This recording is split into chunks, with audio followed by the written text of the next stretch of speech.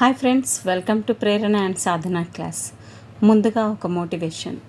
మీరు ఏది చదివినా దాన్ని అర్థవంతంగా చదువుతూ లేదా విన్నా కానీ అర్థవంతంగా వింటూ టైం వేస్ట్ చేసుకోకుండా ఇప్పుడు వచ్చే ఎగ్జామ్స్లో మంచి మార్కులు వచ్చేలా, మీరు అనుకున్న లక్ష్యాన్ని సాధించేలా ఒక ప్రణాళికాబద్ధంగా చదివి మీరు అనుకున్న లక్ష్యాన్ని సాధిస్తారని ఆశిస్తూ ముందుగా అందరికీ ఆల్ ద బెస్ట్ చెప్తున్నాను. ఓకే, విద్య అర్థశాస్త్రం. మరి ఎడ్యుకేషన్కి ఎకనామిక్స్కి ఏ విధమైన సంబంధం ఉంది? అర్థశాస్త్రం అనే పదం ఒకియో మరియు నామస్ అనే గ్రీకు పదాల నుండి వచ్చింది. ఒకియో ఇక్కడ కా సౌండ్ వచ్చింది, దీంట్లో కూడా ఎకనామిక్స్లో కూడా కా సౌండ్ వచ్చింది, గ్రీకులో కూడా కా సౌండ్ వచ్చింది ఫ్రెండ్స్, గ్రీకు. ఓకే, అర్థశాస్త్రం పదానికి అర్థం గృహ ఆర్థిక కార్యకలాపాల నిర్వహణలో నైపుణ్యం అనే గురించి చెప్తుంది. అర్థశాస్త్రం అధ్యయనం మానవ ప్రవర్తనకు సంబంధించింది. అర్థశాస్త్రం నిర్వచనాలు. అర్థశాస్త్రాన్ని స్థూలంగా 4 రకాలుగా, ఎన్ని రకాలు ఫ్రెండ్స్? 4 రకాలుగా చెప్పడం జరిగింది. ఆడమ్ స్మిత్, అతని అనుచరులు ఇచ్చిన సంపద నిర్వచనం. ఆడవాళ్ళు సంపద వేసుకుంటే ఎంతో అందంగా కనబడతారు. Adam Smith. స్మిత్ కూడా లేడీ కాబట్టి సంపద వేసుకోవడం అనుకోండి. మార్షల్, అతని అనుచరులు ఇచ్చిన శ్రేయస్సు నిర్వచనం. మార్షల్ ఆర్ట్స్ అనేది శ్రేయస్సు కోసం, అంటే ఆరోగ్య శ్రేయస్సు కోసం మార్షల్ ఆర్ట్స్ నేర్చుకుంటాం.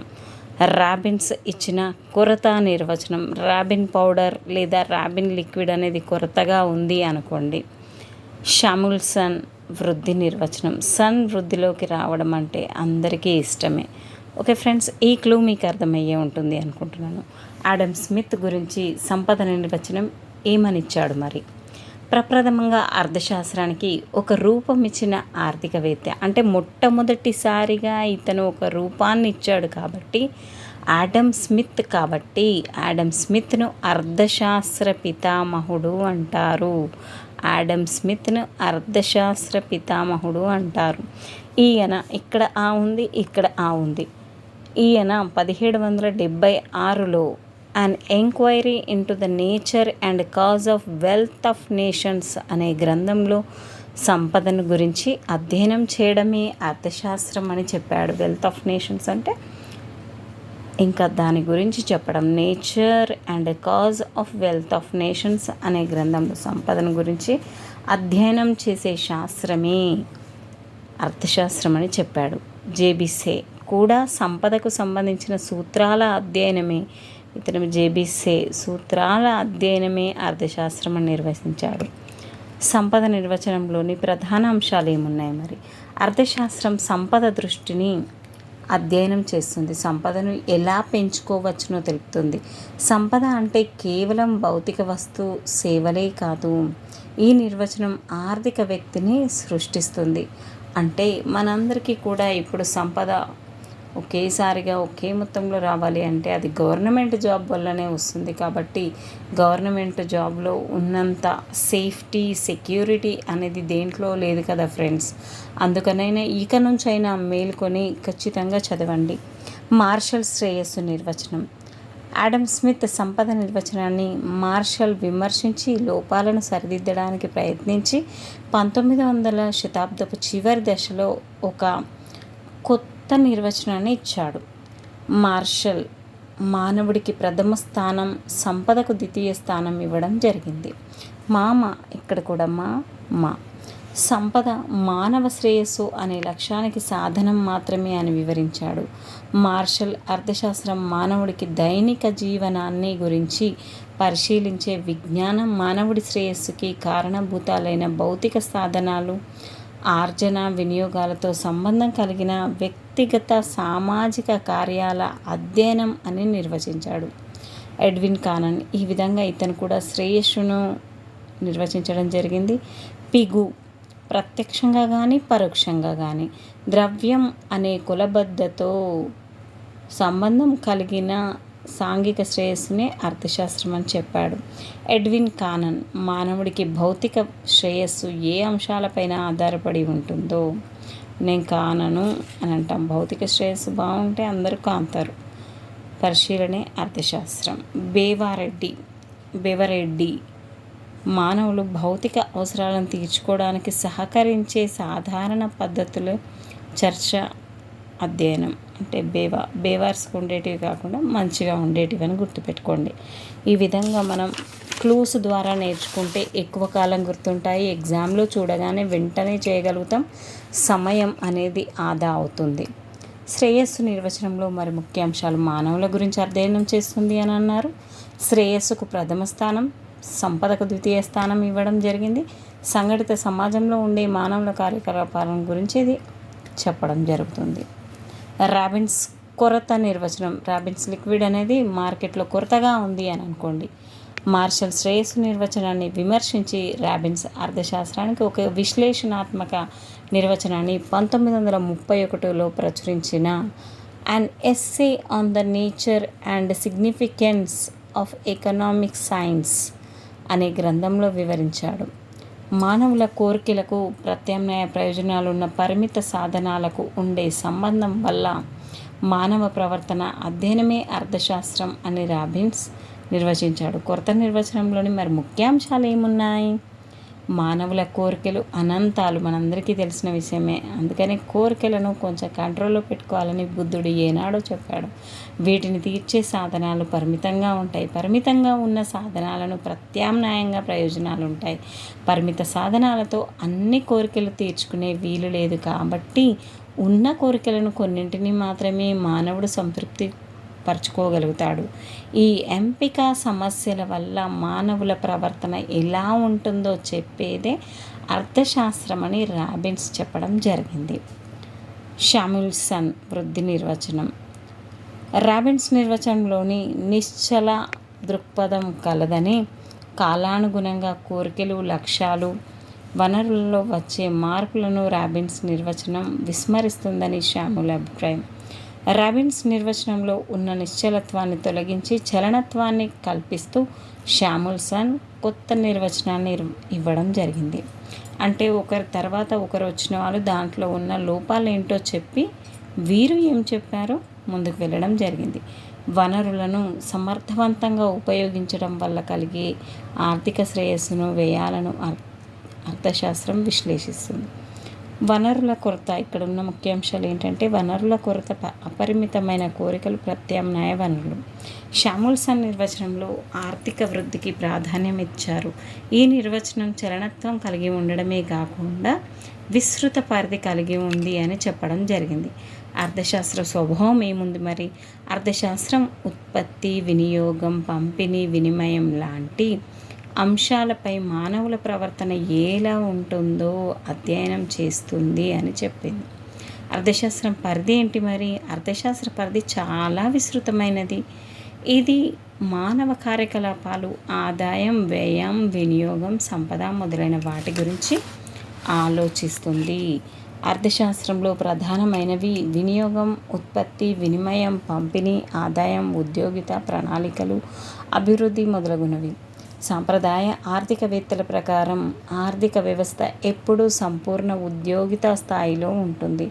కీన్స్ ప్రకారం సంపూర్ణ ఉద్యోగిత వాస్తవమైన స్థితి కాదు. అభివృద్ధి చెందుతున్న దేశాలు సంపూర్ణ ఉద్యోగిత స్థాయిని చేరుకోవడాన్ని ప్రధాన అంశంగా పేర్కొంటాయి.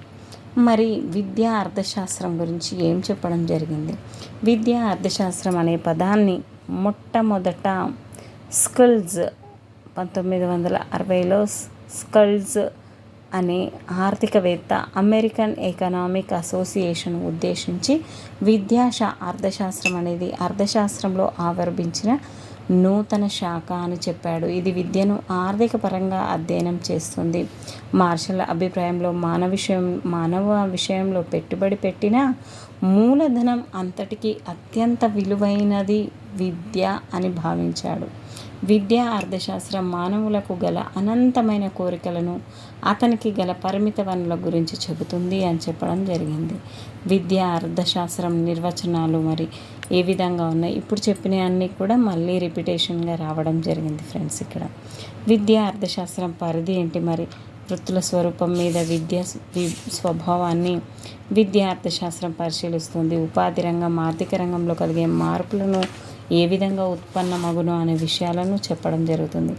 మానవ వనరుల పెట్టుబడిగా కూడా విద్య అనేది ఉపయోగపడుతుంది. విద్య ఒక ఆర్థిక వస్తువు, విద్య ఉత్పత్తినిచ్చే వస్తువు.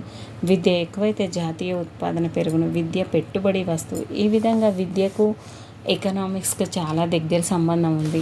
మానవ వనరుల అభివృద్ధిని గురించిన అవగాహన వివిధ సమాజాల్లో సంస్కృతులు భిన్న విధాలుగా ఉంటుంది. అయితే ఆర్థిక శాస్త్రవేత్తలు, సామాజిక శాస్త్రవేత్తలు కొన్ని సిద్ధాంతాలు నిర్వచించారు. వాటిని 4 రకాలుగా వర్గీకరించారు. క్లాసిక్ సైక్లిక్ సిద్ధాంతం, అగస్టీనియన్ క్రిస్టియన్ సిద్ధాంతం, లీనియర్ సిద్ధాంతం, సైక్లికల్ లీనియర్ సిద్ధాంతం. చూద్దాం.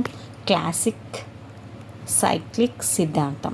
ఈ సిద్ధాంతాలు స్వాభావికంగా పునరావృతమైన సహజ సంఘటనలు, ఋతువులు, మొక్కలు దృష్టిలో ఉంచుకొని నిర్వచించడం జరిగింది. జాతి, నాగరికతలు, ఎగుడుదిగుడుగా సాగిన మానవ చరిత్ర సంఘటనలు కూడా పరిగణించబడ్డాయి. ఈ పద్ధతిలో గ్రీకులు, రోమన్లు అభివృద్ధిని గురించి ఊహించారు, నిర్వచించారు. ఇది క్లాసిక్. అంటే అప్పటి కాలంలో ఏ విధంగా గ్రీకులు, రోమన్లు ఏ విధంగా అభివృద్ధిని ఊహించారో అదంతా చెప్పింది. అగస్టీనియన్ సిద్ధాంతం క్రిస్టియన్ల దృష్టిలో కూడా అభివృద్ధి పునరావృతమయ్యే సంఘటనలు ప్రాతిపదికనే సాగుతుంది. అయితే అగస్టిన్ దీన్ని ఒప్పుకోలేదు. సంఘటన పునరావృతం అవటం లేదు, మానవ జాతిలో ఒకే ఆవృత్తం ఉన్నది. ఇది ఆడమ్కు సృష్టించడంలో మొదలైంది. క్రీస్తు రావడంతో పూర్తిగా పుష్పించి వికసించింది.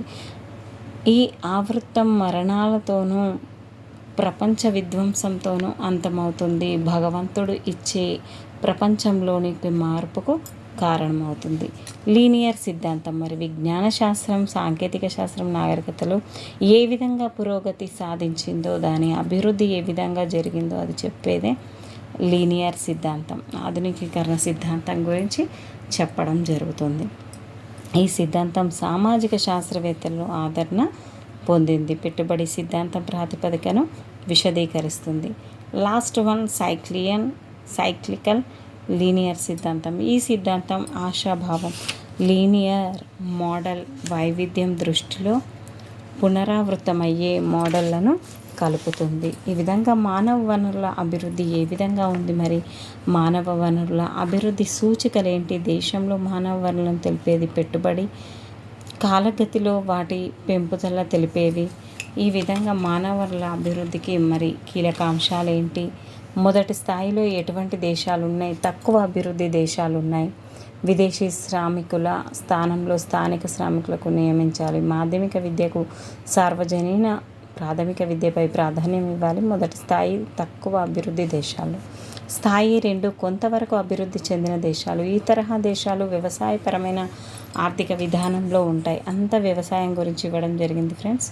వయోజనులో నిరక్షరాస్యత రూపుమాపటం, ప్రాథమిక విద్య అందరికీ అందటం, ఈ విధంగా సాంకేతిక విద్య అవకాశాలను కల్పించడం అనేది ఉంది.